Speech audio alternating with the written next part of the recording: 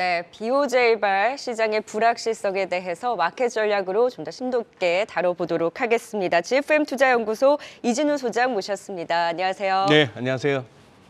네, 저희가 지난 시간에 이 BOJ 이후에 엔화의 향방을 잘 지켜보자라는 말씀을 들어봤는데, 아니나 다를까 전에 이제 BOJ발 타격을 굉장히 시장의 변동성을 확대하면서 생각보다 더 크게 받는 모습이었어요. 네, 엔화가 급등이 나오면서 달러 약세가 나왔고, 일본 증시가 크게 흔들렸고, 달러의 향방에 주목을 하면서 일단 미국 증시는 괜찮긴 했는데 시장이 너무 이제 민감하게 반응하는 모습을 보고 이제 일본까지 이렇게 시장을 괴롭히나라는 생각이 들었거든요. 시장의 반응을 소장님께서는 좀 어떻게 지켜보셨어요?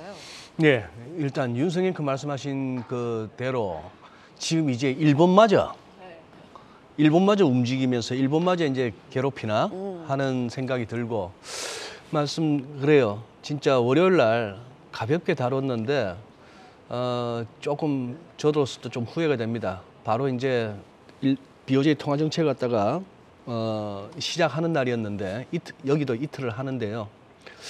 조금은 서프라이즈였고 사실 힌트는 많이 줬습니다.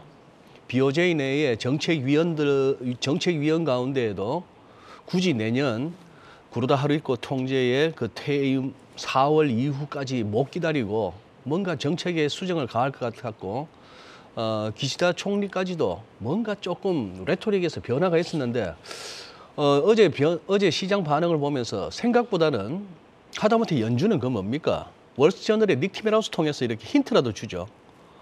이번에는 조금 싶었던 것 같아요, 시장에. 네. 예. 지금 이게 그저께 월요일 날 방송에서 보여드렸던 차트입니다. 그때 이제 말씀드렸던 게 요 200일선하고 21선 사이에 갇혀서 지금 한 2주 이상 머물고 있는데 그냥 차티스트 입장에서 보자면은 이거는 뭔가 깃발형 내지는 직사각형 형태라서 흘러내릴 것 같다. 그 모멘텀이 뭔가 싶었는데 그리고 그때 드렸던 말씀이 여기서 밀리면 이제 아주 달러에는 또 새로운 국면으로 접어든다. 여기서 후행 스팬이 진짜 가격대를 뚫고 내려오는 그래서 134면을 주목하자 이 말씀을 갖다가 월요일 날 드렸던 것 같아요. 자, 그런데 어제 결국 기준금리 자체는 예금금리 마이너스 0.1%로 동결했습니다. 마이너스 0.1%인데 지금 문제는 이 10년물 국채금리 목표치, 이른바 YCC죠. 네. 일드 커브 컨트롤을 그동안에는 10년물 국채금리 수익률이 국채금리가 마이너스 0.5에서 플러스 0.25% 사이에 머물도록 한다. 즉 그렇게 했던 걸 플러스 마이너스 0.5%로 확대했다는 거예요. 확대했는데 이거는 실질적인 금리 인상입니다. 실질적인 금리 인상이고 그 당시 이제 바로 즉각적으로 N이 2.8%나 뛰어 올랐다. N 가치로 달러엔 환율은 떨어졌겠죠. 자, 이거 보세요. 어제 하루 이렇게 됐습니다. 오늘 새벽 2시 45분에 자료를 만들 때 그때 이제 뉴욕장에서는 131엔도 깰 기세였어요. 지금 이게 이 선이 깨지면서 또 나왔던 재료가 다소 시장에 허를 찌르는 그런 듯한 재료다 보니까 달러 N이 확 강세가 되면서 이렇게 됐는데 지금 이제 132엔대죠. 그리고 주간 이틀 전하고 완전 그림이 달라졌죠. 그림이 달라지면서 134면을 깨고 내려왔습니다. 깨고 내려오고 후행 스팬 이제 가격대 뚫고 내려왔어요. 그렇다면은 결국 시간 문제일 뿐이지 이거는 127엔대 중반까지 간다고 봐야 됩니다. 127엔대 중반까지 가고 여기서 멈추든지 아니면은 진정 이것이 달러의 약세 엔화 강세가 의미 있는 흐름을 계속 이어간다면 121엔까지도 어떻게 보면은 내다볼 수 있는 그런 상황이 되어버렸어요. 자, 보시면은 닉케이가 어제 위클리 차트로 이렇고 어제 차트입니다. 어제 이런 식으로 끝나버렸습니다. 2.46% 짱대 연봉이 훅 나와버렸죠. 자, 이게인데요. JGB 일본 국채 10년물 수익률 보시면 여기가 0.25입니다. 0.25고 저 아래쪽에 마이너스 0.25가 있을 텐데 0.25에서 이렇게 머물다가 지금 6월 달에 어떤 일이 있었나 하면은 꽤 자주 스파크가 일어났어요. 이 얘기는 뭐냐 하면은 일본 국채 시장에서 국채 매도세가 갑자기 몰려들면서 국채 가격이 떨어지니까 수익률이 올라갈 거 아니에요? 방어가 나왔을 때였죠. 그랬어요. 이렇게 되니까 그때 왜 그랬나 하면은 6월 달에 연준이 자이언트 스텝을 밟기 시작합니다. 시장은 그렇게 얘기하는 거죠. 야, 연준은 25bp도 아니고 50bp도 아니고 75bp씩 금리를 막 올리는데 너희들 이거 YCC 이거 아직도 이걸 고집할 수 있겠어 하면서 시장은 BOJ를 불신했던 거죠. 그때도 BOJ는 어쨌거나 금리가 튀니까 국채 가격이 떨어지니까 또 무제한 매수에 들어가서 또 맞아요. 수익률을 0.25% 밑으로 끌어내리고 했습니다. 그랬던 게 흔적이 있잖아요. 6월 달에 이렇게 달러엔이 막 올라갑니다. 엔이 막 풀려나는 그런 상황이었죠. 그런 상황에서 이제 이렇게 됐고 지금 이게 이 새벽에 2시 10분에 지금 0.424인데 지금 보니까 일본 지금 10년물이 0.448까지 왔네요. 이거보다 휙 더 올라갔다는 얘기죠. 자, 미국 국채 수익률도 밀어 올립니다. 미국 국채 수익률도 같이 이제 막 올라가는 거예요. 11bp나 올라가고 하는 그런 상황이었습니다.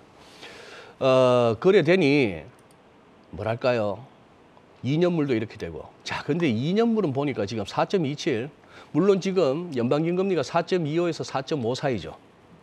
이번에 12월 FOMC에서 4.25에서 4.5, 상단이 4.5까지 왔는데 거기까지란 얘기고 지금 이 구간은 뭡니까?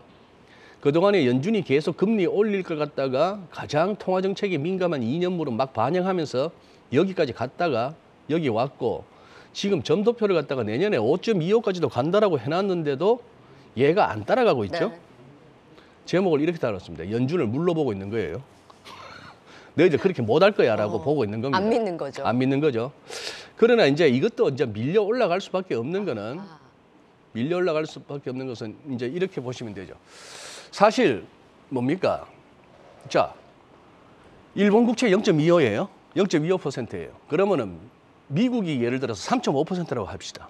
단순하게 300bp나 차이 나요. 그럼 당연히 미국 국채 사야지. 그러면은 일본 사람들, 보험사를 비롯한 일본의 기관들이 엔 가지고 달러 사죠. 그 달러 갖고 미국 국채를 사죠. 네. 그러면서 좋아. 요즘 우리 국민연금 하는 것처럼 해외 투자를 하면서 달러까지도 강해진다고 보고 환해치하지 마. 그래서 주식 올라가는 것도 먹고 달러가 또 강세되면 환도 먹자. 그런데 주식은 올라가는데 달러 가치가 떨어지면은 상세가 될 수도 있고. 네. 자, 그러나 대부분의 기관들은 해지를 할 수밖에 없는 거예요.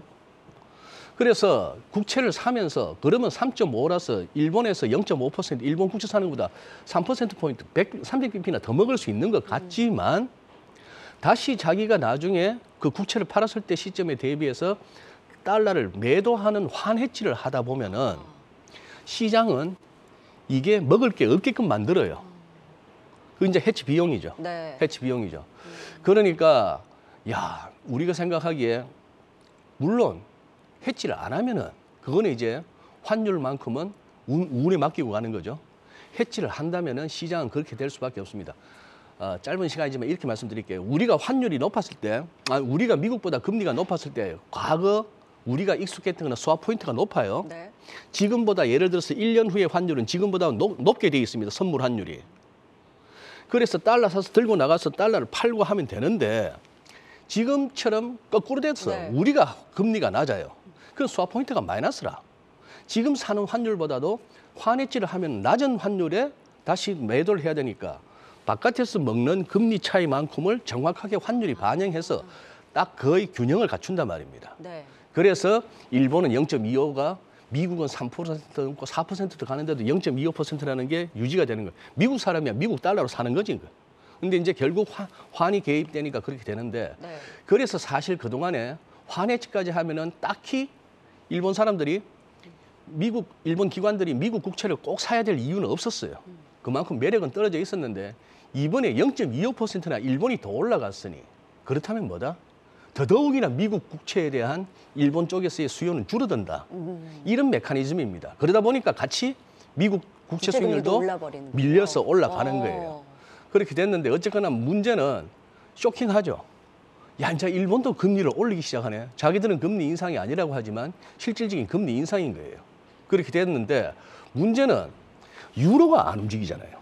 자, 달러엔이 어제 그만큼 밀렸으면 5엔이나 밀렸으면은 유로 달러도 올라가면서 유로가 강세, 달러 약세될 것 같은데 지금 22 이후에 별로 개걸음이죠. 움직임이 없네요. 움직임이 없어요. 달러 인덱스는 아직까지 후행 스팬이 아직까지는 위태위태합니다만 내려오지는 않았습니다. 왜냐? 달러 인덱스는 이렇거든요. 이 블로그에서 제가 이제 잘 정리가 돼서 캡처해 왔습니다. 유로화 비중이 57.6%나 됩니다. 일본에는 13.6이에요. 이 선진국 통화 6개를 만든 게 달러 인덱스고 73년 3월에 100으로 해서 지금 따지고 있는데 네. 블룸버그는 나름대로 자기들의 달러 인덱스가 있어요. 2004년 12월 30일에 1000으로 기준해서 움직이는데 여기 비중 보면 유로가 확 줄죠. 네.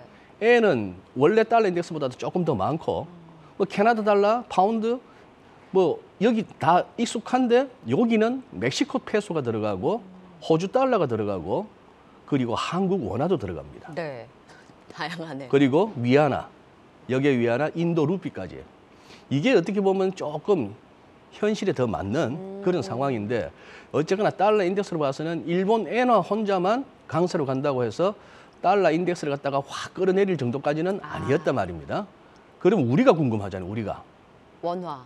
우리가. 네. 어제 결국 이렇게 버둥버둥거리다가 내려갔는데 아까 달러엔보다는 어떻게 해요? 변동성이 덜했죠. 덜하죠. 네. 오늘 지금 올라오면서도 뉴스는 못 봤습니다만 엘리베이터에 딱 한 줄짜리 12월 들어서 20일까지의 수출이 전년비 8.8% 줄었고 네. 20일까지 무역 적자가 64억 달러예요. 적자가. 이런 것까지 감안한다면은 엔 강세를 갖다가 그만큼 달러 원화가 못 쫓아갈 만한 이유가 있는 거고 그 얘기는 결과적으로 엔원이 올라간다는 얘기입니다. 엔원이 그동안에 한 950원 정도에서 930원까지 갔다가 950원 정도에서 균형을 갖췄던 게 지금 이게 어제 이후로 970, 980까지 막 올라오고 있는 겁니다. 잘하면 이제 100엔당 1000원도 회복할 수 있을지 몰라요. 100엔당 1000원 심플합니다. 127엔 가면 우리 1270, 125엔 가면 1250. 이런 식의 어떤 계산으로 대응하시면 될 것 같아요. 네. 이게 그럼 증시에는 그거는 너무 복잡한 방정식입니다. 네. 사실 엔화 대비 이제 원화의 이제 뭐 경쟁력을 가져간다라고 해서 어제 자동차도 움직이는 거 봤는데 딱히 조금. 움직임이 없었기는 그렇죠? 했어요. 네. 결국에는 이런 엔화 강세로 해서 달러 약세, 그러니까 달러 강세가 좀 주춤해지나라고 너무 크게 기대하기에는 다른 통화에서는 좀 이런 기대는 너무 크게 가져가서는 조금 더 확인은 필요하겠다라는 말씀. 오히려 N1 이 환율에 조금 더 주목을 재정 하면서 환율이 조금 굽들거리네요. 네, 또 전반적인 분위기를 또 핵심 포인트를 짚어주셨습니다. 네, 마켓 전략 지금까지 GFM 투자연구소 이준우 소장과 함께했습니다. 오늘 말씀 고맙습니다. 네, 감사합니다.